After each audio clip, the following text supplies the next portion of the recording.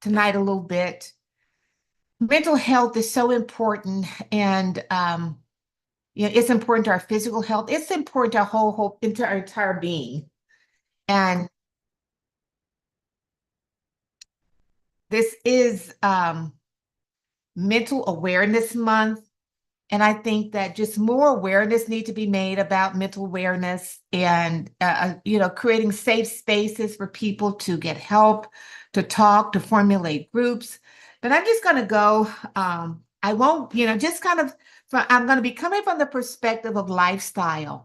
And our topic is really going to be food and mood, because I think sometimes we don't necessarily associate lifestyle or even lifestyle as ways of helping to mitigate or manage mental wellness. And I really want to refer to it as mental wellness, just like physical wellness. In order to keep our bodies fit, we must provide the proper nutrition that it needs. And when we aren't doing that, it can create issues. So let me going to start my PowerPoint. I'm going to ask, hopefully this can be interactive. I do want to ask questions, and let me share. I do want to share my PowerPoint as we're asking questions. Yeah, eat well. Okay, there we go. Sister Shanine, are you on your computer? No, I'm on my phone. Okay. I was wondering if Do I you could need me? make you, if I could make, but maybe I can see on my other computer if there, sometimes when I'm on share, I can't see if someone joined to let them in, but we'll see how things work. Okay. Mental Health Awareness Month. What mental health needs is more sunshine, more candor, and more unashamed conversations. And Glenn Close. I don't know if you're familiar with this actress, but I really enjoyed this statement or this quote. And I like specifically because what mental health need is more sunlight. And I think that that is so significant because we were even given natural things that help stimulate the serotonin in our bodies, the sunlight. And that is just so good for mental health. In some areas of the country, specifically Seattle, and actually during certain seasons, people experience um, more depression and anxiety. In one area, it is during the holidays, and then right into the first year. Why do you think that is?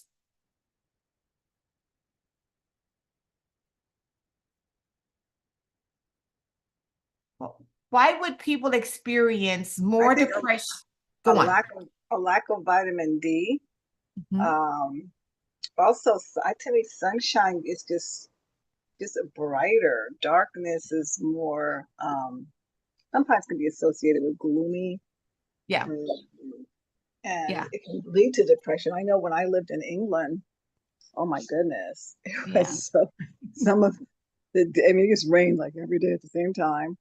And there were maybe 3 months out of the year where it wasn't overcast. I mean, like every day was gray, just about. Yeah, And you were like, oh my goodness. And so, yes, that definitely was completely different than what I was used to. yeah, So, yeah. you And need and, the and then sun. yes. And then amazing how the sunshine provides. I mean, it can make a big difference, right? And that's the reason Seattle during the winter months is the highest rate of suicides and depression. And it's because it's always cloudy. I guess and you'll find other areas of the country that experience a lot of cloudiness, more so than the sunshine during those areas, during those times that a lot of anxiety and depression occurs. Holidays is another time. Why do you think the holidays? Why would holidays be Loneliness, yeah, um, family time. yes, People are they have greater expectations, and they're seeing other people celebrate, so um, they're watching these things, and yeah, it brings back. Sometimes it's a traumatic experience that happened on a holiday where they had a big right. family blowout or something, And then the Yeah. foods are full of sugar and they're Yeah. heavy foods, Yeah. a lot of Yeah. alcohol Yes. sometimes involved. That can do it for you right there. Yes, And indeed. accidents happen. I mean, I know Hmm. of people that have, they've lost their kids during Yeah. holidays, coming home from Yeah. school, college, or just, it can be negative for some people. I think sticking with mental health and the diet, I think a lot of it has to do with the food and the expectation of our loved ones. Yeah. Right. And there are a lot of people, you look around the holidays, and I know here I've experienced it. I have had several friends that they didn't have family. And with families together, that is a lonely time. You think of elderly people who children who where there's no interaction with the children. Well, this is going to be the most loneliest time, and it could be no interaction because their children may live in outside of the country in another state. So it could be a very lonely time for some people. Everyone don't enjoy the holidays for exactly some of the reasons you indicated, Shawneen. Um, that social network isn't there. It could they may have experienced trauma. So there's multiple things that can trigger depression, anxiety in our life. So it is so important that I want to say, be more. What's the word I want to use? I think that we just need to be more. Trying to get the right word. Like I don't aware or aware, diligent, aware, yeah, diligent, aware, cognizant, yeah. yeah, aware of these things, and because there are things that can be done to manage them, to manage mental health. And here we're going to look at this wheel, this cycle of wellness. Look at wellness. Wellness is not about one particular factor. We are holistic people, the whole person. And well-being, not just our mental well-being, our emotional, but as well as our physical. We are a health is about the whole person. You look at from a financial perspective. How satisfied are we with our current or even future financial situation? That can impact our mental health. From a social perspective, developing a sense of connection, a belonging, and a well-developed support system. Those that really experience depression during the holidays, this can be one factor that's social, because we're social beings. We're made for connection, for belonging. And when that support system is not there, that can create loneliness, and that can bring about depression and anxiety. Spiritual, expanding our sense of purpose and meaning in life. Having a God that we look to, that we put trust in, that also is a part of our health. It's is a part of our health package, would you say? You know how we have when we get a job, we have benefits package. Well, this is the part of our benefits package for health, that spiritual part of us. Occupational, that's another thing. How the personal satisfaction and enrichment that's derived from our work. How well we enjoy that work, the work that we're doing, or how well, and sometimes it's not even how, it's just how well are we valued? Are we getting satisfaction and enrichment from that work? Another aspect is physical, recognizing the need for physical activity, diet, sleep, and nutrition. Some of the other things that really affect mental wellness is lack of sleep, lack of physical activity, as well as nutrition. All of these factors are related to um, mental wellness. Intellectual, recognizing our creative abilities and finding ways to expand our knowledge and skills. I am a person that loves to grow. I do. I become very, and we're all different, but I can get doing the same thing over and over again can become kind of um, boring for me. So I need that variety. I need different things, even within my work community. I need various things. And I need, so expanding upon my knowledge, expanding upon my skills.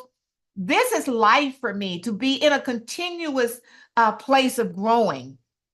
Another area of mental health or wellness is the environment. Good health by occupying pleasant, stimulating environments that support well-being. Our workplace, our home, even our environment. All of these things contribute to our mental wellness. How is our emotional health? What are some of the coping mechanisms? Do we have effective and safe coping mechanisms? Because there's always stress in life. Always. We can't avoid it. But we can have good coping mechanisms that are effective. And as well as coping effectively with life and creating satisfying relationships. How are our relationships? Are we in good relationships that enrich our lives? I love to be around I really love to be around people with good Bible studies that challenge your thinking, right? Not just, okay, let's go deeper. And that's stimulating for me. So all of these things, and depending upon you, and that's something that we can all take an inventory of. What are my wellness triggers, and how, when looking at this particular all of these emotional, financial, my social, spiritual, occupational, physical, intellectual, my environmental, as well as my emotional factors. How is that affecting my mental wellness? The other thing we talked about, eating. Eating is a part of a healthy lifestyle. Our eating practices can improve our mental health. We are what we eat, unfortunately. So many of the foods we eat today are overprocessed. They contain and laced with many chemicals, preservatives, and lack nutrition. And some of these things can have an impact on our hormones. Well, when we have a hormonal imbalance, for whatever reason, even illnesses can cause hormonal imbalance that can affect our mental wellness. The gut, which is often referred to as the second brain, it is estimated that 90% of that happy hormone, serotonin, is made in the gut. So the ability to concentrate and focus comes from adequate supply of energy, from blood glucose to the brain. So we see here what we put in our bodies. And I know we started, when I started this segment, or this a taste of manna, I think I asked a question about eating. And one of the last thing we take what is food? What is nutrition for us? The last thing that we think about is our body's need of nutrition. It is fuel for our body, and it acts the same as gasoline for your car. If you go to a service station and you put cheap gasoline in your car, well, you're going to experience the results, right, of that cheap gasoline. And for some automobiles, it can be worse than others. The same thing when it comes to our body. But I'm not talking about necessarily cheap foods. I'm talking about foods that are cheap in nutrients, foods that are cheap in vitamins, that are not providing the body with what we need so that we can experience mental, emotional, yes, brain health, physical health. All of these things are associated with what we put in our bodies. In fact, the brain uses 20% of all the energy that's needed by the body. So I'm going to go over this. I don't want to play this particular video. I am going to play another one though. Because this one really had some foods that I didn't want to, but I just want to play a little short video for you. I'm going to stop sharing. And I just want you to hear from, I'm going to share. Okay, make sure I have my sound on and it's optimized. And I just want to share my,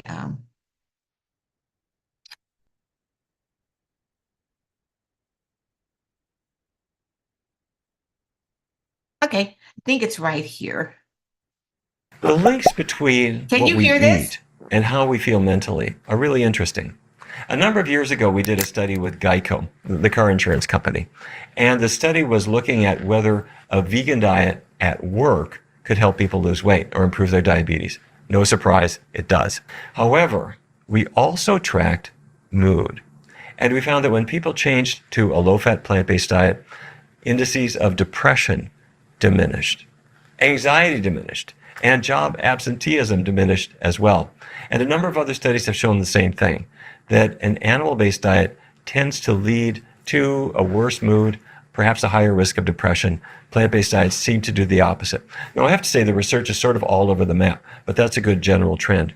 And what we think this is all about, maybe inflammation, and a plant-based diet is an anti-inflammatory diet. And that's going to be good for mood. All right. Can you see my screen again? My PowerPoint? Yes, I see. Okay, great. I just want to make sure. Yeah, and how did you, what are your thoughts about that video? Could you hear it? What were some of your thoughts about it?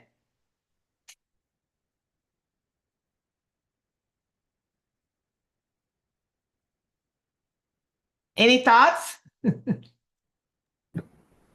Yeah, it Well, makes sense. Okay. no, yeah, it's perfect sense. If they just try with one meal, I know they have a support group at work too. If everybody's doing it together, Yeah. makes it a lot easier as well. Yeah. Great. Okay. And I'm just going to go over a few things about food and mood. Now, these are some generalizations because we're all different. You know, for instance, myself, it may be 1, 2, or 3, hopefully, well, sometimes before I even eat my first meal, but I'm not feeling any, I'm not lethargic. I'm full of energy, you know, so um, and just remember, these are generalizations as we're talking, and because some of us could be different in our lifestyle, and even our bodies may be on a different type of timing mechanism for eating. So, from a food and mood perspective, we want to be consistent with our meals and meal times. Skipping meals can be low, you know, can cause low energy, fluctuations in our blood sugar. Then that creates mood swings. Regularly eating breakfast maintain a healthy body weight.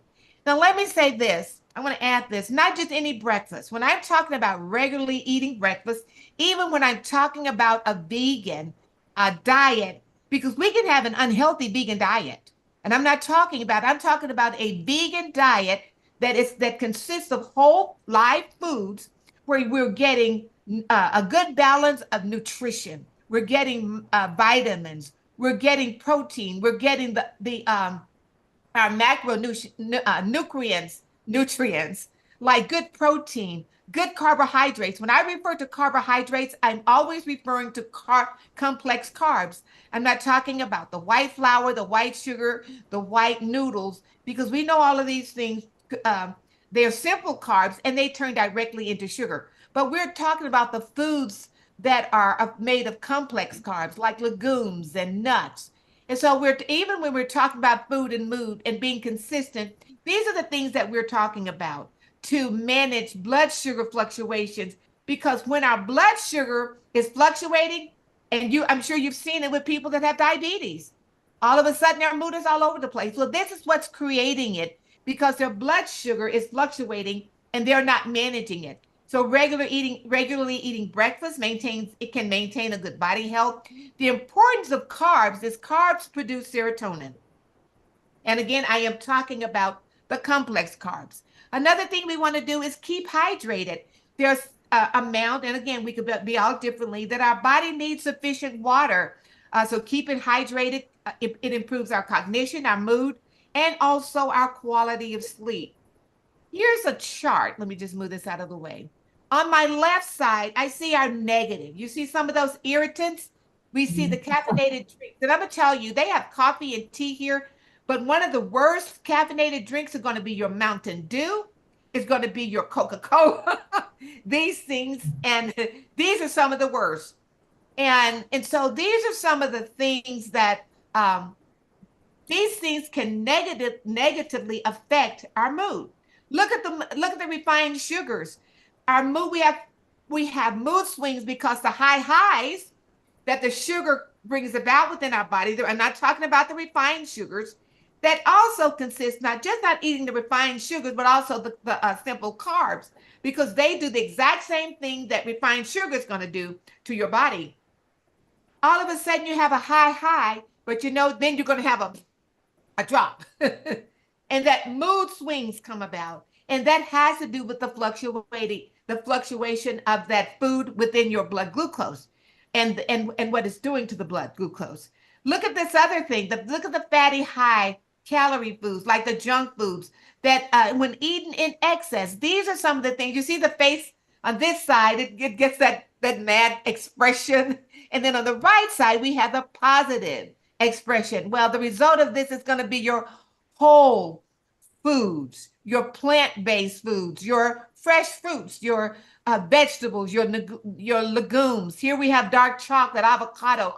Avocado and nuts are some of the healthiest fats, are the healthiest fats that our bodies and our brain need.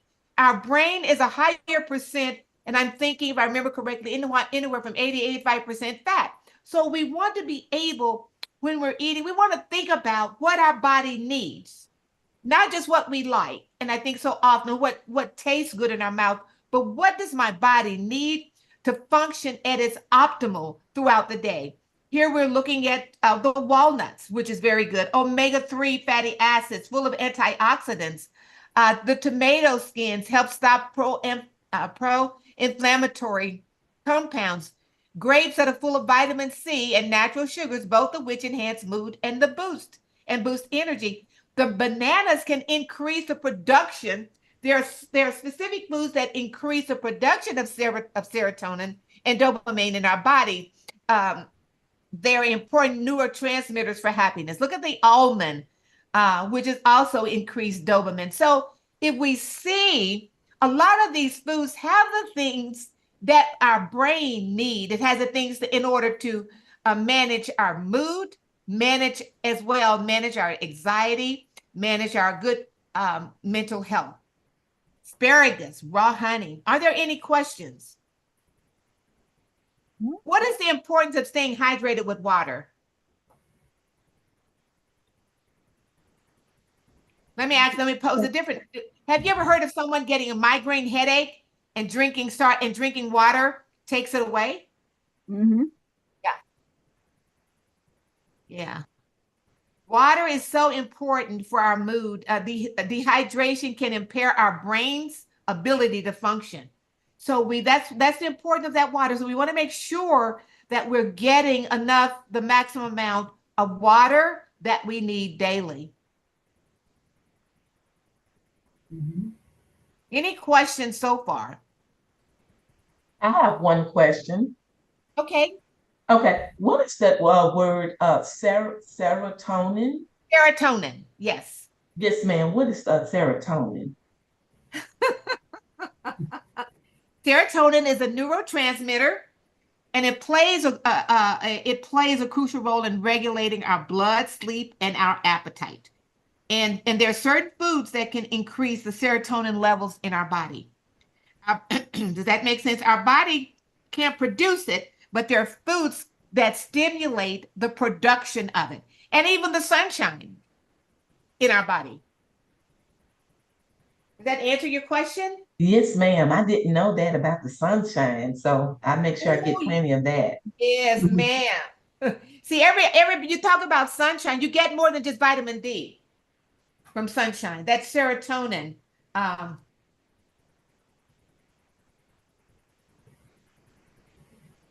is so needed. And it is a hormone. I just needed to verify. So serotonin is a hormone. One of the things that for serotonin production and support, foods that are rich in tryptophan. Have you ever heard of that? Anyone? No. Yeah. No, And that no. word, okay, tryptophan. Foods rich in tryptophan helps our body produce serotonin. And some of those foods include bananas, nuts, and there are foods that contain omega-3 fatty acids. Walnuts, flax seeds, chia seeds are foods with complex carbs. Dark chocolate, our probiotics, vitamin 6, all of these, and many, many more. These are foods that actually help our body increase the production of serotonin in our bodies. So what we eat can affect us physically, mentally, and emotionally. Learning and catering to your body's needs can drastically improve our health and overall mood. So here are some things. And one, and these are just some ways that we can improve our mood with food. Treat our kitchen as a pharmacy rather than a dump. That didn't sound so good that, treat it, you only put waste in dumps, right? But we want to treat our kitchen as a pharmacy. Because many of the foods, so really release, and I guess the direction is we want to release ourselves from myths of what a good diet is, and learn the science of food. That's the thing. We so often look at what tastes good, but we don't understand the science of food, how our certain foods are needed synergistically, and there are certain combinations of food that we need to even eat in order to for one vitamin, to actually enhance other vitamins, right? For instance, like vitamin D. Vitamin D is needed to what do we need vitamin D for? Think about it real carefully.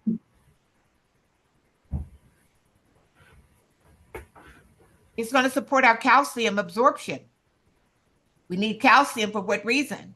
So all of these things, all of our vitamins, their purposes for each. One of these days I'll go through and I'll do a class that identifying certain combinations of foods you need to eat, because some have vitamins that enhance the others or increase the absorption of others. That's it, and that's why it's so important to eat the rainbow, because these foods are really needed. You know how some people continue to eat the same foods over and over again. Well, these foods are needed because there are certain components or constituents in certain foods that increase the absorption of other vitamins in other foods. So we want to be aware that healthy fats, our vitamin C, we want to become aware how our mood follows food. We can do that by starting a diary. We can start reading down what we eat each day, and then kind of learn how do we respond to that. Are there any reverse adverse reactions in that? One of the things I want to tell, and one thing that if you're a coffee drinker, and if you're a heavy coffee drinker, what you're going to find is that if you go without coffee, you're going to get a headache. And there could be some other headache is one of the withdrawal effects of your body, because it is habit forming. And as soon as you start drinking that coffee, your headache is going to dissipate. That's because your body now I'm in a habit for that caffeine. And my body has started craving that caffeine. And you can overcome that. But the basic thing, the main thing here I want to say is that there are triggers we have triggers. And that reaction to that caffeine is going to trigger something else. Any questions? I don't want to go too fast. I just want to make sure I'm taking my time. Mindfulness was the other word, the word that I was really looking for. I think that we need to be aware. We need to be mindful that everything we eat, that our food, our lifestyle also affect our mood. What we put in our bodies affect our mood. The foods that we eat, whether or not we're getting enough sunshine. Oh, we talked about the 8 laws of health. All of the 8 laws of health, when followed, has a positive impact on our mood. Practice chewing as mindfulness. And so what is this? So this is taking time to fully chew our food. This is one of the things I really had to be mindful of, because I eat my food so fast. And I think because I was working, because sometimes I made the mistake of eating at my desk, and I shouldn't have, because I found that, let me hurry and eat because I have to go to another meeting. These are things that are setting us up for failure. Food is to be enjoyed, and food is to be chewed. So, in fact, if I remember correctly, I should at least do every mouth a food 40 chews. You ever heard of that? 40. Now 50. try counting 40. But some of the things is that we want to take the time to chew our food. Chew your food. So not taking the time to chew our food can lead to a cascade of digestive problems. Some people think they have digestive problems because their bodies are responding negatively to certain things when sometimes you ate too much and you ate it too fast and you swallowed it without you completely chewing it, breaking it down the way it needed to be. So taking that time, try not to rush yourself, allowing yourself time to properly chew your food. Be mindful of the taste and texture of the food to help make eating a good experience. Recognize foods that can be used for healthy self-medication. Some of the things I can mention here is that chamomile tea. Uh, there's nothing wrong with some forms of self-medicating, like drinking chamomile tea when you're feeling anxious. Another thing I'm going to talk about, the essential oils. There's nothing. You can even buy a little, I have a little essential oil diffuser I can set right on my laptop and just put it wherever I go. Take your essential, and you can buy them of various sizes. Getting those essential oils is so significant. The challenge is making sure we are self-medicated with healthy foods as well and drinks like chamomile tea and those teas that soothe us. I'm gonna tell you, I don't know if you ever made a tea with lavender in it, and once I used the lavender flowers, and there are lavender edible flowers that you can. Oh, I tell you, just the fragrance, just the fragrance as I turned the jar up to my glass up, it just how it just stimulate. I mean, just it's just try it sometime. Self-medicating on the good things and not the bad things. So it's about enhancing self-care through good choices that help us feel better in our daily lives. And there's another principle that says enact the corn principle of substitution. Find ways to satisfy your cravings in healthy ways. First of all, I think we want to find ways to mitigate those cravings because I am of the opinion when you're craving something is because your body is lacking a nutrient, is deficient in something. So if you could first find out what where am I deficient in, and then resolving that issue. Because when I eat a good, healthy feeling meal, I shouldn't really have any cravings. So, for instance, example here says substitute honey for sugar in your tea and Greek yogurt. I love hibiscus tea, and even and boy, add a little lavender. I don't need anything in it. There are herbal teas. I can drink chamomile. I don't put anything in my chamomile tea. There are certain teas I don't, most of my teas, I don't put anything in it. And I'm not saying that you have to follow suit. If you're going to use something, rather than use sweeteners, artificial sweeteners or sugars, there are good things that you can use. I think in one of my sessions, I talked about the stevia plant leaf. That I'm gonna tell you, that is sweet, from what I understand. And you probably can purchase those at like the health food stores, but the leaf, I'm not talking about the powder, I'm talking about the stevia leaf. Use preparation as mindful self-care. And that is determine what might be missing in your diet. Find ways to fill those gaps with foods you enjoy eating. Food prepping and eating is social self-regulation. We want to regulate that. One day a week, share grocery shopping or preparing a meal with someone you care about. So these are some things that we can do to show self-care in our health, to stay on, to help us to select good eating, good healthy food choices. Gain awareness of stimulant foods like chocolate, coffee, tea, and tea can be wonderful natural stimulants with therapeutic effects. But for many people, overuse of these cause negative side effects. So be mindful of the stimulants you put into your body and set limitations. I like herbal teas. Now there are occasions I will drink green tea. I don't drink it a lot. I think when I'm experiencing something that I have seen that green tea is a part of the protocol. But again, I would drink it then. But I love herbal teas. I love my peppermint, my chamomiles, my lemon, and yes, my all of. I mean, I have a plethora. I have a plethora of herbal teas, and that's what I like best. Sugar is our biggest culprit. Sugar is addictive, and it is linked to many health and mental health issues. So reducing our sugar intake can drastically improve our mood and physical health. We can do that by discontinuing a lot of the drinks we buy. A lot of our bottled drinks and juices are filled with sugar. Oh, and even even from a juice perspective, if we're going to drink juice, it's better to invest in a juicer and juice fresh juice if you're going to consume it. Don't have to put anything in your juice. Juice it fresh, and there's nothing that's better for your body, and you're gonna get the most benefit from it. And I tell you, but a lot of the other juices, they're very concentrated, meaning that they're going to have higher levels of sugar because of the concentration level. So you just want to be aware, be mindful of some of these things. Enjoy, no shame. Enjoy, no shame, just awareness of self-care and self-nourishment, meaning that this is not to bring shame upon anybody. I don't want to do that because that leads to anxiety, right? But just being mindful of your triggers, being mindful of the things that you can change within some of the things that you're intaking, that you can change within your environment, that you can do to have a good relationship with your mood and your food. Emotional eating. Emotional eating is something that really, I tell you, emotional eating is triggered by feelings.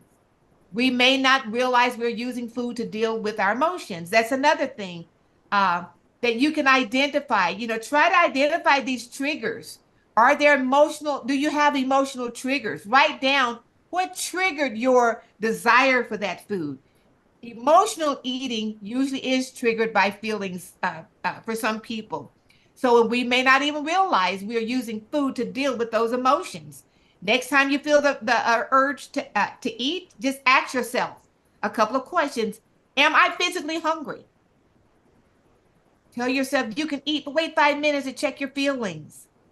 And sometimes, or am I really thirsty? A lot of times you're thirsty and need to drink water. What am I feeling? Can I, that's triggering. It's what I'm feeling. Is this emotion? Is it triggering me want to eat? Because a lot of times you're not even hungry, right? You're not hungry, but you're just eating. Be mindful of those emotional triggers. The next question you want to ask yourself is, what do you really need? Something to drink, a rest, to meditate, comfort, to express your feelings. Try trading actions for food. That is good advice. If you need to express your feelings, call a loved one, someone you have a really good relationship with, someone that's going to pray with you.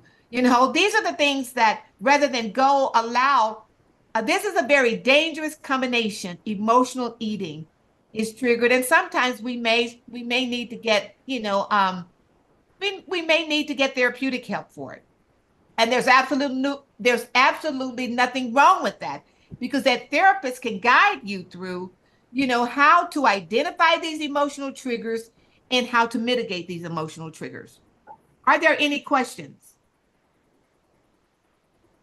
All right. And here I just wonder, what am I feeling?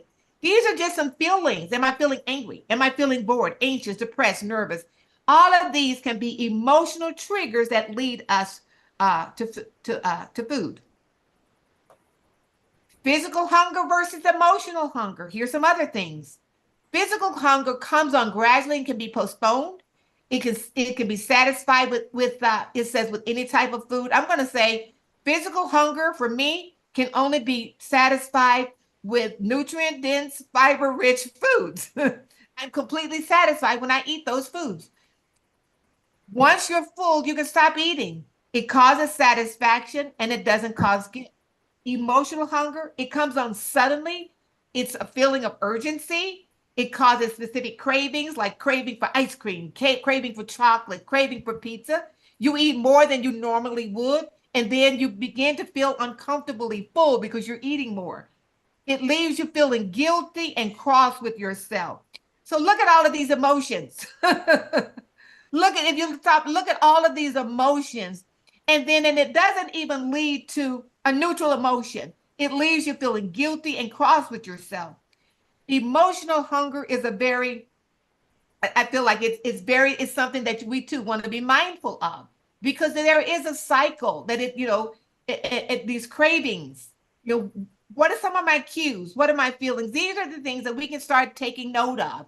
And these are ways that we ourselves can start understanding what we're going through, our emotional triggers to cause us to eat.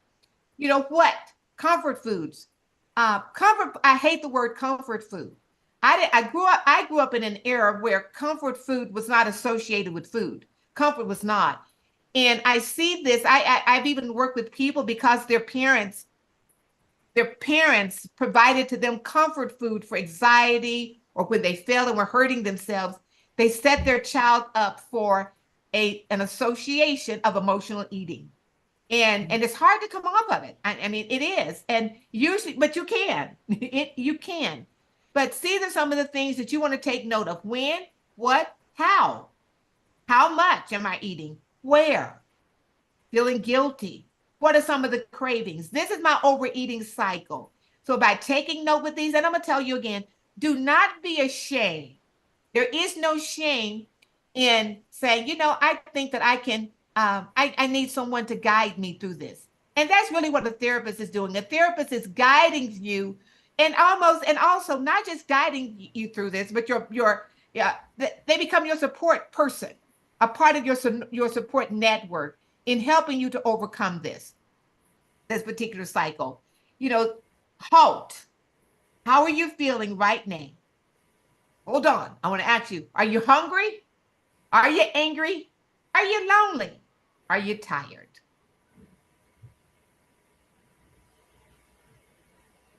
If so, what is that hungriness? What is that angriness? What is that loneliness or that tiredness? What is it compelling you to do? What emotion is being associated with the action? And what is the emotion and what is the action associated with that emotion when you're feeling all of these things? Sometimes when we halt and think about it, be mindful of it, we can actually get control over it. Identifying some of these barriers. So identifying your individual barriers to healthy eating is the first step to creating strategies to overcome. Lack of motivation, drinking lots of high-calorie beverages, lack of time to prepare meals, eating quickly, eating large portion sizes, cost of healthy food, too great a change from the current diet, a busy schedule, eating fast food often, frequently eating high-calorie desserts, eating late. This is a big one, eating late. Do you have a cutoff time for eating? Snacking, often mindless snacking. I'm gonna throw one out here. Good movie, a good book. Sometimes I know people that want to reach for a snack, popcorn, and it's not necessarily healthy popcorn.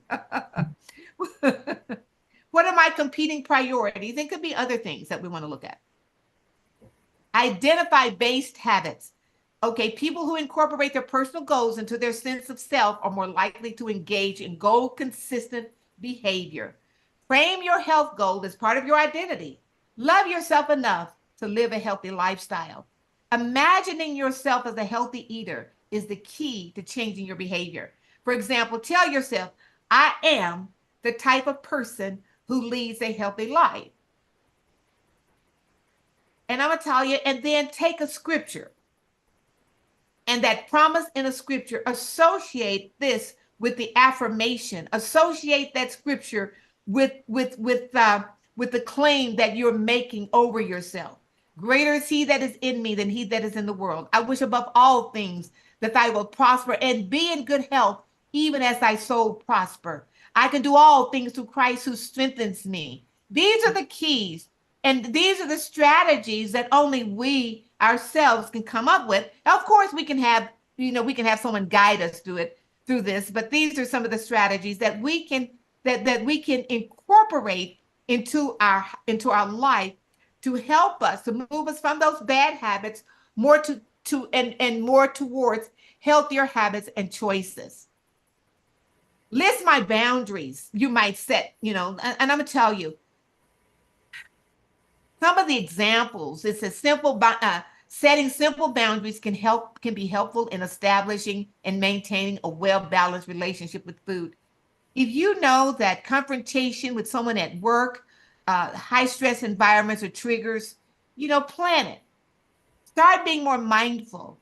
And then as you're being more mindful of these things, start formulating your plan of attack. How you're going to deal with that, how you're going to deal with that directly, but you're going to be mindful that how you deal with that will not trigger any type of response or emotional response that's going to send you to eating. One of the other things that we can do, I do believe in this, first thing in the morning, drink a glass of water. That is, I mean, start flushing out those things that have been building up. Our body have gone through cleanse and detox through the night. Start flushing some of that stuff out first thing in the morning as you drink that water.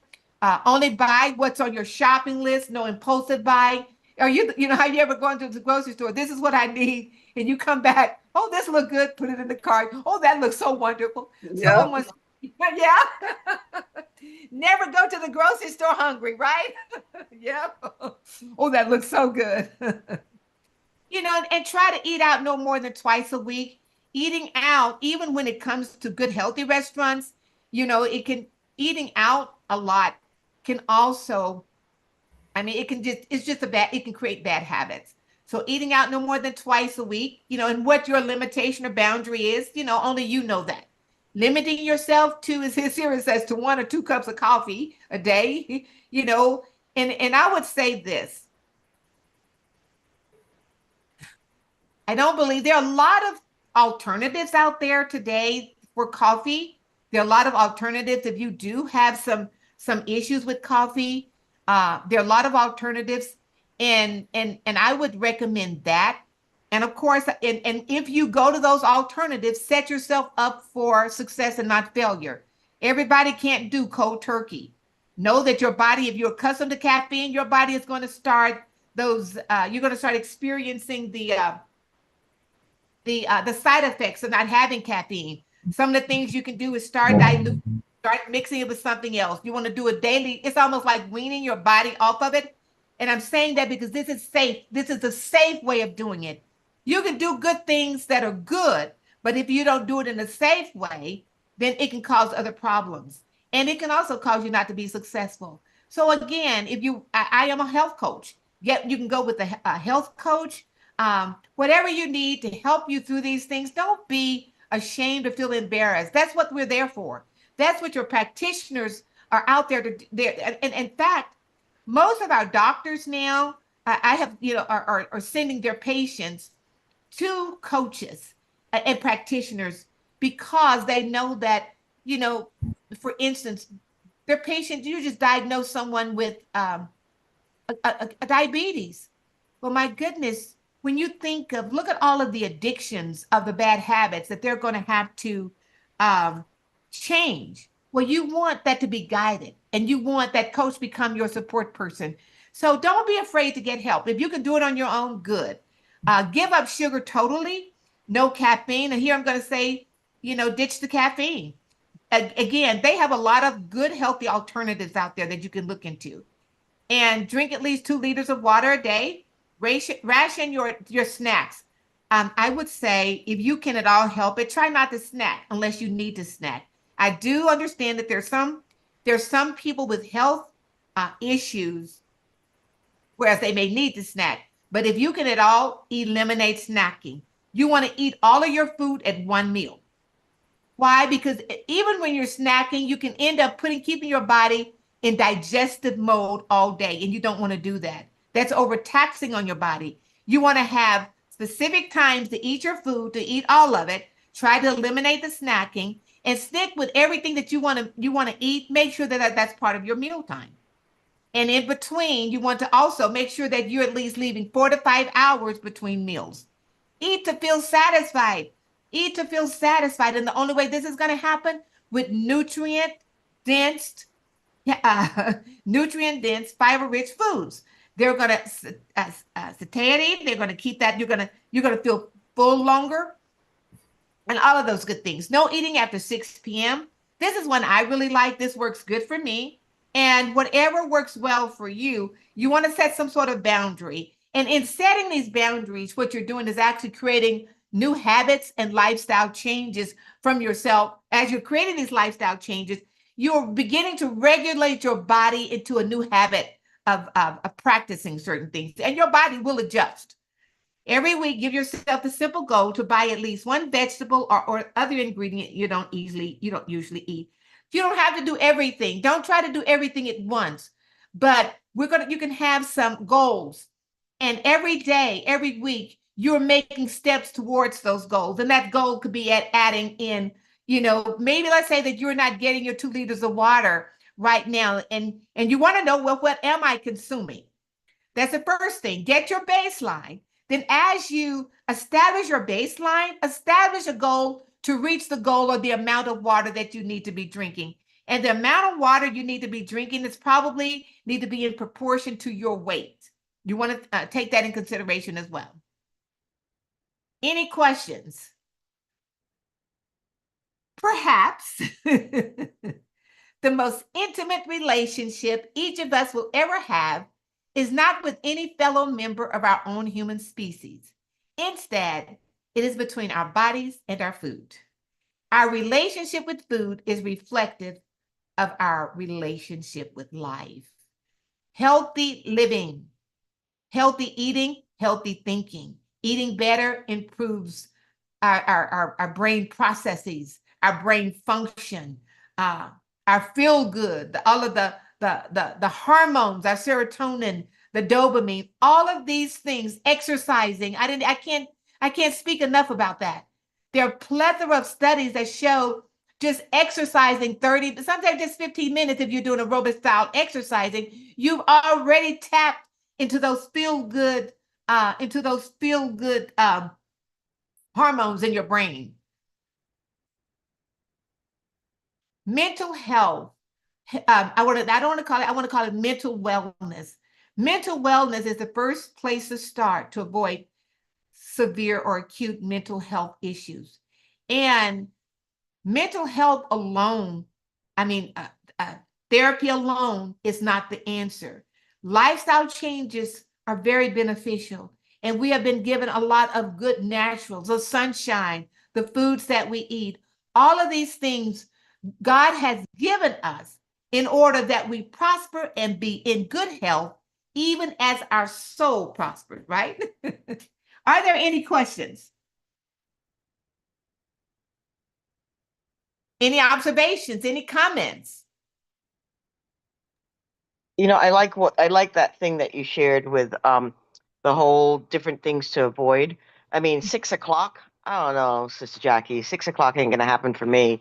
I am trying though, and I'm trying to do it at least twice a week. I want to get to the point where I'm doing from 11 to 8 eating, a 10-hour window of just from 11 to 8. I figured if I start at 11 to 8, maybe I can elongate it, shorten it, to a shorter window. But I Right. think from 11 to 8 is something that I try to do. After 8 o'clock, I try not to eat. I think my biggest downfall, and it really is a downfall, is I love popcorn. I love popcorn. I Yeah. love popcorn. When you said the thing about the movie or reading a book and popcorn, I'm like, guilty, guilty, guilty. So yeah, I just wanted to share that. There are some healthier ways of eating popcorn. And even my previous pastor's wife, she and I have a air popper, I think, air popper. And meaning I don't have to add oil to it. But she also, you can put together some I've seen people, so you can do olive oil. You can even put things in the olive oil, a little salt or some. I think she used nutritional yeast and then spray your popcorn with that. A little salt on, get a little wet, put a little salt on it. And that's not something you're going to do all the time, but at least you're not popping it in the oil. You're popping it in the oil fryer. I mean, in the it's not an oil fryer. What is it called? Air popper. Yeah, air popper, I think. Yeah, I have a hot air popper for popcorn. And because we do have family night with our family sometimes. And when they're doing the other that's rich in butter and, all that stuff, I'll pop mine in my little air popper. And so, and you can, there's a variety of things that you can do. The other thing, Sister Denise, if you don't mind, and, some of the things that, even you start at 11, I think, and this is just, this is just something, if think about it, on that particular type of, eating pattern, it's probably better to do more and then go to less. meaning that your heaviest meals will start during the day. Then as you get towards the evening meals, they become lighter things. That's something else I've worked with people on, and that, as towards the evening, they're still eating, try to go more to the lighter foods, because eating can, depends on your bedtime. That's the other thing. We want to allow ourselves enough time between our last meal and going to bed, because it can create, problems with our sleeping pattern. And all of these things, again, contribute to our moods, our mental wellness. So, but yeah, that's it. That particular time frame is doable. But I would recommend starting with going from your heaviest to your lightest meal towards that evening. Does that make sense, Sister Denise? That's really good. I mean, I've incorporated those steel oats. I tell you, Sister Jackie, I remember those steel oats from the first time you launched or the second show, and those steel oats really are filling. They really, Yeah. they really, that's some walnuts, Yeah. some fruit. Sometimes I'll put a little maple syrup, and I gotta tell you, it started out like cardboard, and it actually has a little taste now. I don't know if my taste buds is growing on me. If they will, your taste buds will change. But yeah, I get you. And there's also, I was thinking about, that if you all remember what I made last week, it was that I made the dressing from mangoes that was made with mangoes. I put no oil in that whatsoever. So I'm eating the fruit. The one of the things that too to think about, if you're eating closer to your bedtime, make sure that you're eating foods that are high in potassium and magnesium, because, as well as some of those foods that have the tryptophan in it, because these are good things to allow our bodies to settle down and ready and prepare us for sleep. So those are some of the other things to think about. Those meals that are closer to bedtime, making sure you're eating those things that are high in magnesium, because we know that magnesium is good. That is good for us to have good restful sleep. Are there any questions? Jill, I want to ask you, what are some of the, from mental wellness, what are some of the oils which you recommend for diffusing? Then you can diffuse, Sure. there are many different ways of administrating of administration of how you use them. But what are some of the best oils for mental wellness? Well, lavender, of course, because that relaxes you. And stress away is a really good one too. And well, there's quite a few actually, but those two stand out in my mind. Yeah. And they have used lavender, has been in research, and it has been found very, very, very, very good for mental health. Some of the others I had a list of them. Yeah, let's see.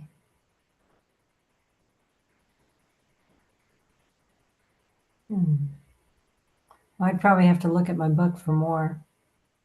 Yeah, bergamot, low lemon, and peppermint. Lang lang, I think that's how you pronounce it. Orange and frankincense. Yeah, that's true. Ylang ylang. Yeah, the lavender is, of course, is going to be number one. And the lavender could be placed on the bottom of your feet. It can be inhaled. I mean, so many different things that you can do with it. Clary sage. Oh, you know what? Patchouli. I have that and I tried it. Oh, it's wonderful. Patchouli is spelled Patchouli. I did purchase that one, and oh, it was so good. So these these are some other good what about a hot bath? Take care of yourself, a soaking, soothing music. There are many natural therapies that are very good. We talked a little bit about the music therapy, exercise. There's so many things that are good for mental wellness. And as we looked at the 8 laws of health, learning how to manage stress, that is significant because stress causes physical illness. So that's the other thing about mental health or mental wellness. You want to manage it. Find ways that keep you calm, that you can adapt to, and that you're going to create a habit, form a new habit of within your lifestyle, be it oils, especially how you eat. Just making some changes. and in the evening after dinner, go for a nice walk in the lake, around the lake. If you're close to a park, I love wooded areas. I love nature. These are very good natural therapeutic, cost us nothing that we can take advantage of in order to assist us in our mental health. Nature is one of God's natural health remedies for man. God knew that we were going to experience stressful jobs, stressful situations, but getting out in nature. Sometimes if you're going to take I think even a sabbatical, just be in nature. Do you know, I have to say, I haven't done it, but I know as a young girl, I used to play barefoot. And at that time, the soil was very, very good. When I was the soil was still uncontaminated. But there are scientific studies that I've read that show just 30 minutes in nature, walking barefoot. I mean, just the results are just phenomenal. And, and I think about God created natural things. Everything that he gave us everything in the Bible that we needed in creation in order to promote health in our bodies. He knew that we were going to even be exposed to environmental toxins. But when we follow a plan of eating a lot of the foods, when we habitually follow that plan, a lot of these foods are created in such a way that it helps our body detoxification process in some of that elimination of those toxins. I just found something out this week. I wrote a paper, and this just blew my mind. We were talking about environmental toxins, and I focused on the oil spill. I don't know if you all remember that occurred. Was it in Mexico? It was all over the news. You remember that how many years ago in the Fukushima. The Exxon oil spill. Yes. And what I have found is there are mushrooms, and science have showed that, because the thing is, this stuff is in our environment. You have to know that when that oil hit that ocean, then when it hit that body of water, it traveled. But there are mushrooms that they have tested that will absorb all of those toxins, those oils. It absorbs it. It's almost like it neutralizes it from from that body of water. I forget that, but I have it in my notes. The name of the mushroom, and I thought, look at God, right? So everything in saying this is that almost everything that we see, even the things that we don't like, was created for a purpose. And sometimes I didn't realize this. I did not know this and would not have even found that out had I not done this research. But, these are some good things to know. Anything you want to add, Jill? How have your week been? Oh, go on. Oh, good. Yeah, just Yeah. been running back and forth on the highway, so I guess you might say busy. Busy. Yeah. All right. Do you want to add anything to what we talked about tonight? Oh, it's mental wellness is, of course, affected by your physical wellness and affected by your food that you put in you, and the timing of the food, and having the amount of, you've said all that, how many hours in between the meals so your stomach can work on digestion. And I just say that everything you've said is spot on. Yeah. What about you, Sister Shanine? Sister Jack, I have a quick question before you Yes. ask Sister Charlene answers. Now, I heard, and I just want to know if it's true, because I'm guilty if it is not, if it is. I heard that you should eat your last meal 5 hours before you go to bed. Is that really true? It is recommended. Yes. There should be, Is there a reason why? because of how it affects your circadian rhythm, how it affects your body digestion during sleep hours. There are specific time, and I know we're off of that. When I say that, I think about that because I've got to get better on that. And I believe it's between 9. They're specific to our body is regulated, even though our bodies were created with regulation and everything goes on. There are processes that goes on within our bodies. We really should be in bed by 9 because there's something called the deep sleep hours.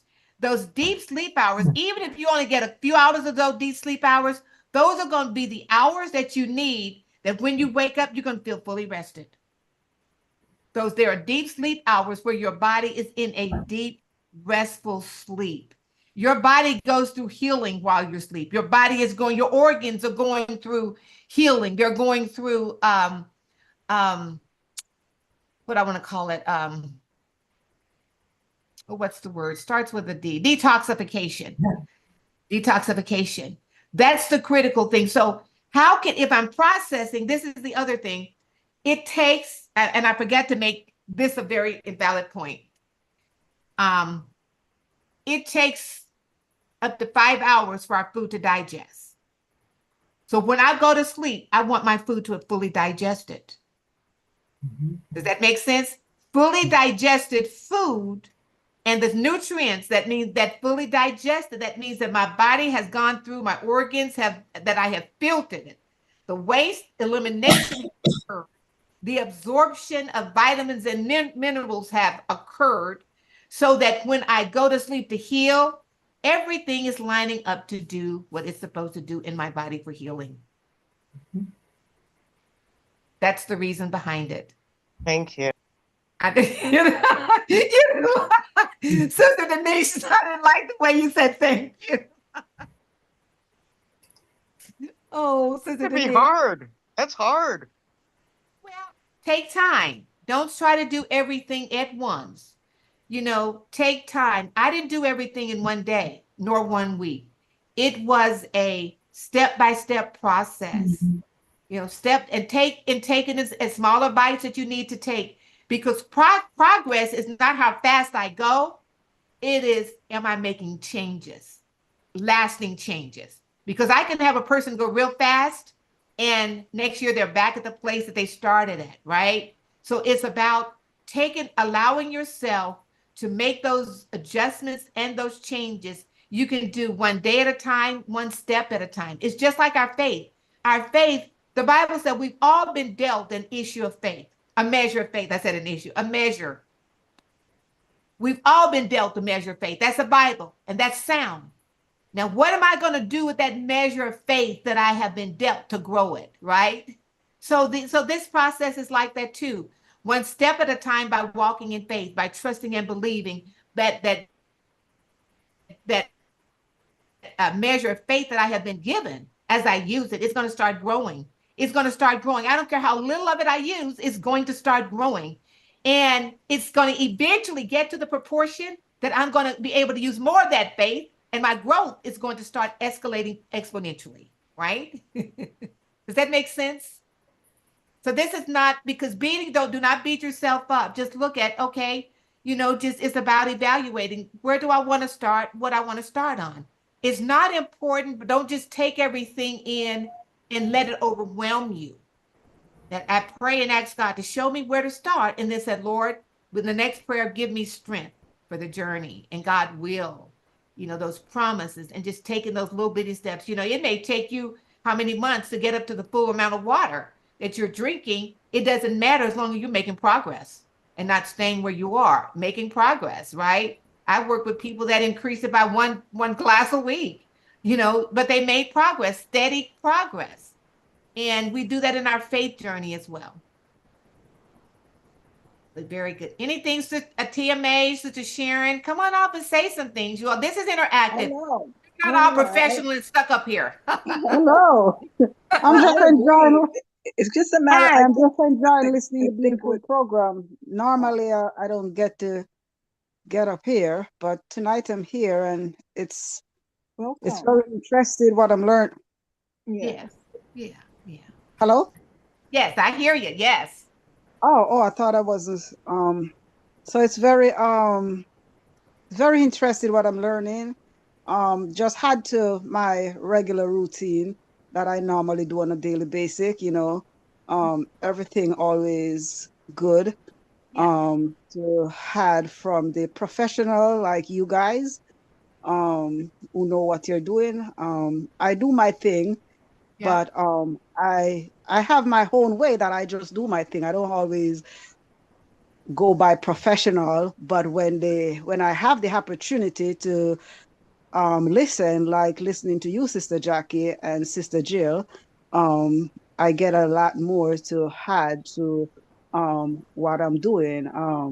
I know you don't know Sister Jackie, but I'm a vegan. Uh-huh. Um, I'm a health crazy person, but do I, even though I'm a vegan, sometimes do I not, sometimes I eat late, which I Yeah, know is not good. yeah, And it's based on my work schedule sometime too. right. Yeah, And as Sister Denise was saying, the 5 hours and stuff like that, all those things I kind of know, and I yeah, try to follow them for many years. But occasionally I fall off the grip, you know. yeah, yeah. But I always try to catch up by myself, you know. But I'm Yeah. learning, and when I don't get up here on Tuesday night, I pick it up on YouTube. Okay, But great. so I'm still following. So and Okay. I able to catch a lot from you. I love that bread that you baked last week. I'm not a baker. I'm a cook, but I'm not a baker. Mhm. I can follow your recipe and bake, and it still don't come out as good as yours. Um, when it comes on baking, I'm not good at it. Tell me, I'm a smoothie person. I really and truly, it may not be the best, but I do a lot of my meals in smoothie. I smooth out everything. Yeah, It's just easy for me. yeah, All my stuff, I try to do that way, you know. I yeah, do my yeah, cooking when I feel like, but I'm enjoying yeah. your program. It's a blessing. I wonder why you're not up on L Tuesday. You know that L Tuesday, that's, is it Hell Tuesday with Dr. Reynolds and stuff like that? I don't see, you should be up there too. Timmy, I've got so much going on. I'm on the prayer team. I'm on this team, and I'm not just. No, I was wondering. I hear all the goodies that you. I said, oh, no, that's what I'm saying. Oh, why she's not up on Hell Tuesday too? Sometimes. But and I do. One of the things that I feel that a lot of people know, this to me is more intimate, and it's what people need. We need an environment that's less professional, because not now that Health Tuesday is needed, but we need a place where you all can talk, where we can talk without worrying, but without trying to keep the professional or the, you know what I mean? And I Amen. Yeah. feel of an intimate, yeah, I need, I love this session. I don't mean that you to up there. I just right, think and say, oh, I've never seen the share up on L Tuesday. I don't mean that you're gonna cancel this program. No, this all right, program is good. You know, yeah, this is a one-on-one close knit and stuff like yeah, that. I do enjoy it, you yeah, know, even though I'm not always up here. But as I yeah, said, I catch up what I don't pick up on YouTube when yeah, I'm not up here live. So that's my type of routine, yeah, that okay, I really watch what I eat very much. Um, very much, you know. Yeah. yeah, that's wonderful. That's awesome. That is awesome. You know, And the I've been one a thing, vegan for many years. have you? Like, Okay, yeah, good. We're going to start. I think there's some, one person was on, and I see that she's gone. She was here last week. She comes in with the 555 number, but she was here last week. So, um, and I'll see. And she did come off of her screen. I forget her name, but I pray that God bring her back. I enjoy getting new people. If you all have the chance time, do invite people to this, because it's more of an intimate setting. And I want to be able to stop and talk, and get questions and really talk about, because a lot of times there is no one answer. It's not a yes and no answer. No, it's not. There's a lot of dependencies on things. But thank you for your feedback. What about you, Sister Shani, Sister Sharon? I see a lot of things that I need to make changes to, such as my eating habits and not eating at night, eliminating the snacking, and also I need to drink more water Okay, yeah, because I don't drink enough. yeah, So I see a lot of things that I need to change. okay, yeah, Yeah. yeah. And reach out to me. There are some things that can be done to make those to help. And what I'm saying is that, and change is doable, but you're going to have to be intentional about it. Because I know for myself, I started making my, at work, I started making water in my jars, so I know how much I'm drinking. And then, like infused water. I love infused water, because some people don't. So what I'm saying is that there's some methods, some methodologies that you can use, that can be, that we can help you with. to make some of those changes. And what I would recommend to anyone, if you've desired and you've decided that you want to make some changes, I would encourage you to make some goals. Make goals and make those goals realistic on what you can do. And I think Sister TMA, some of us work night shift. We have to take all of these things in consideration, right? But we may not be able to do everything. Like when you work night shift, but that means that your circadian rhythm is all, it's kind of, but your body may have adjusted to it. But there are goals that can be made, and whatever changes you want to make, I would sit down and make those goals, then make a plan to reach that goal. And make sure the goal is realistic. Because sometimes you can say, "Oh, I need to make all of these changes." Start with one. If you feel like only one is enough for you, what you don't want to do is to create mental anxiety by not reaching them. This is what I found with some people. Like I had a person, they wanted to just go automatic vegan. And I tried to encourage, let's start with some meatless days. But we get excited.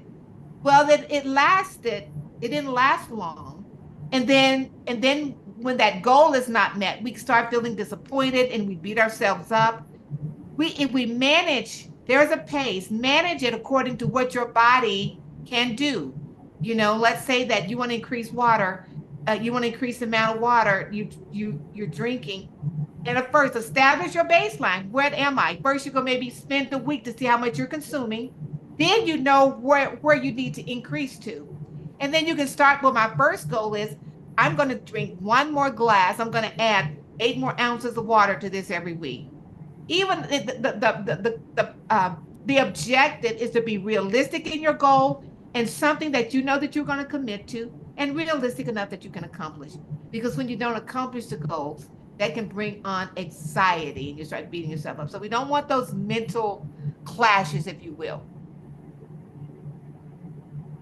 Sister Shanine? What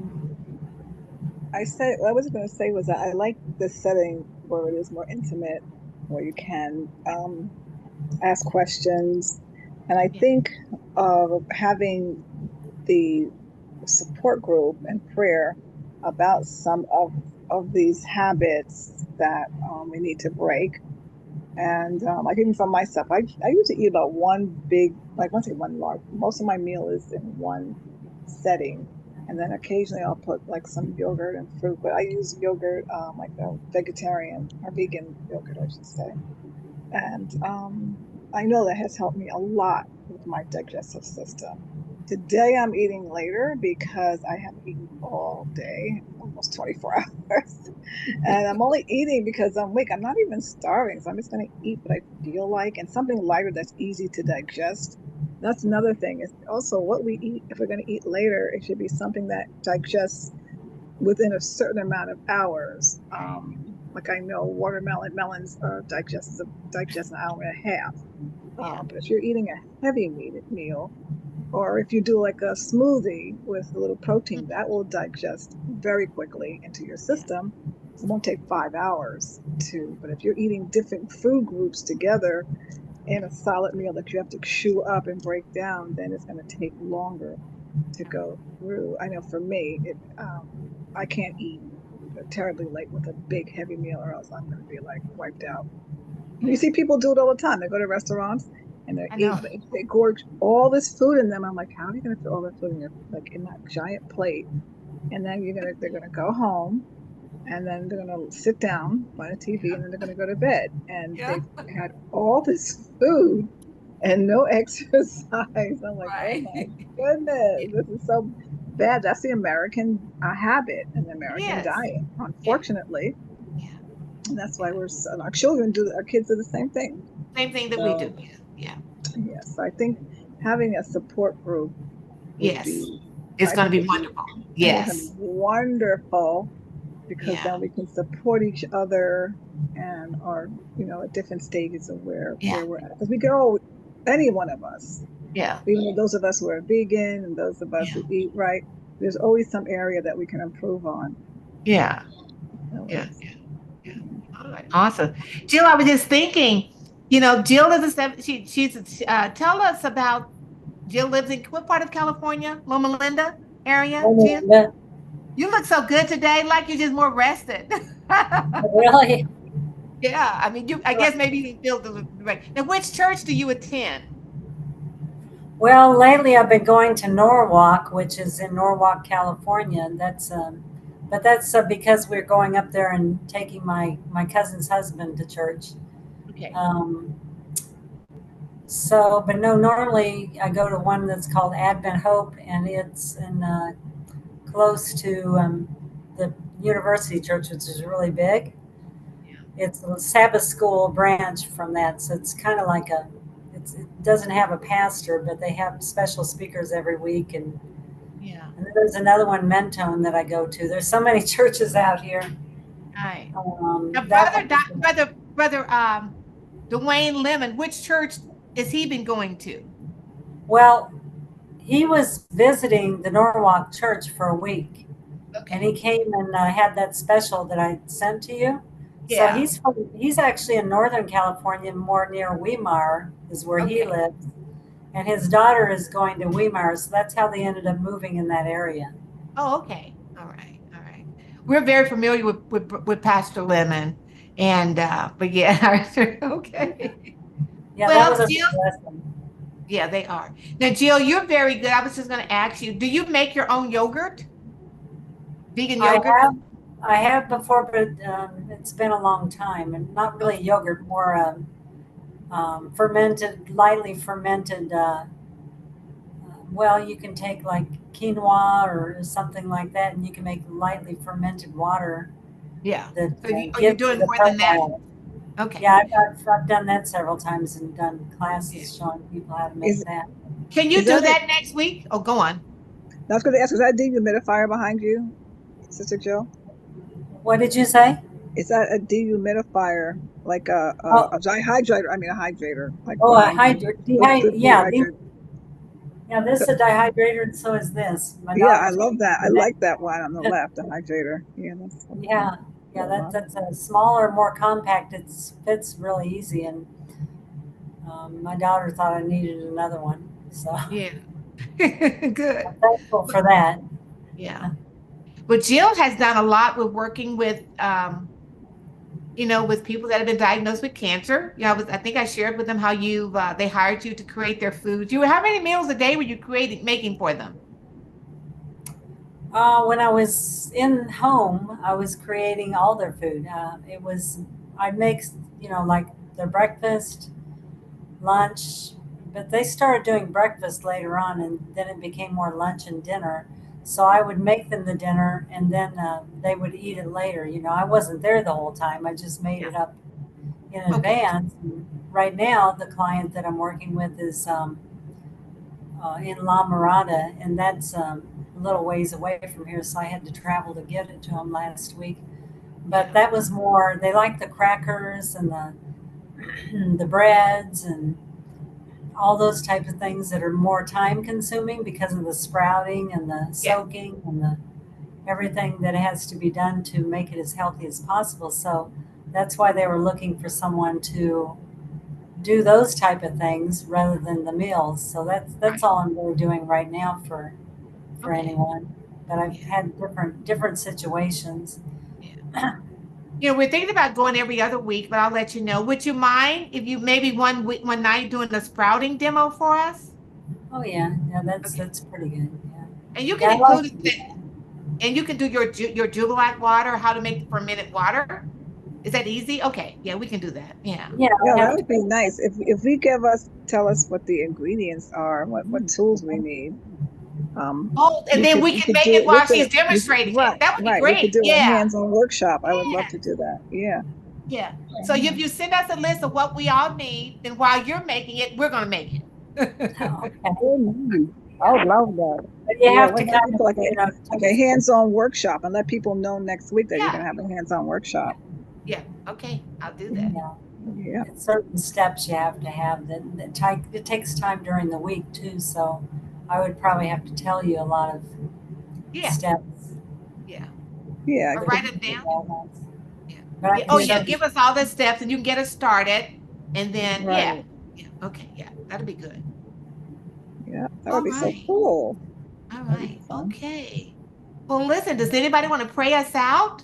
Thank you. This has been wonderful. I love the interaction. I love everybody participating and all your comments. And yeah, this has been, I'm so looking forward to. So what we're going to do, we're going to get all the ingredients that we're going to be demonstrating, and we're going to start doing some, so if you want, you can go out and get those ingredients and be prepared to walk through the demonstration as Jill is demonstrating to us. And then, but we will have the entire list of instructions for you to follow after she gets us started. Will you Right. send the ingredients out in the chat? I'm going to send it to your emails probably. Oh, you know what? I can put it on the women's chat. Or where you want me to put it, Sister Yeah, Kimmy? or the Revelation one, so that if Okay. anybody else wants to Yeah. join, Yeah, that's Revelation one. Yeah. Okay. I yeah, will because put it that's what we all look for you anyway. That's what there. we Okay. all All look right. for. Okay. I'll put it there. All Because right. I don't think you have my email. Okay. I know. All right. Does somebody want to pray us out? You want to pray, Jill? Sure. Okay. Most precious Heavenly Father, we come to you, Lord, and so very thankful for this meeting that Jackie has pulled together here so that people can come and have a safe space to feel confident in being able to just talk about health and well being. And we know this is honoring you too, Lord, because we are to take care of our body temples and coming together and discussing is a really beautiful way to learn and to grow and to share. And so, thank you very much, Heavenly Father, that you have given us this opportunity, as we know that's where this comes from. And of course, Jackie's wanting to help and just helping people become healthier. And that's what we all need in mind, body, spirit, relationships, and every aspect of our lives. Thank you, Lord. So we just want to pray and ask that as we go forward, Lord, that you'll be with us, giving us the strength that we need to continue on this path and to continue sharing with others too, as what we know we want to share, because that's something that we can help others with, and just want to be knowing that we're doing our very best to do this for others as well. Thank you, Father in heaven. Be with us now and guide and direct us, Lord, as we walk in your way. In your Son, Jesus' name, amen. Amen. Amen. Oh, my little Amen. person came back. Let me let her in. Let's see. Um, Hi, I just know you by your number is 555994. You want to tell us, can you give me your name again? I just want to thank you for joining us. I know you're in earlier and we're about to end, but just thank you for joining us. If you don't mind, could you give me your name again?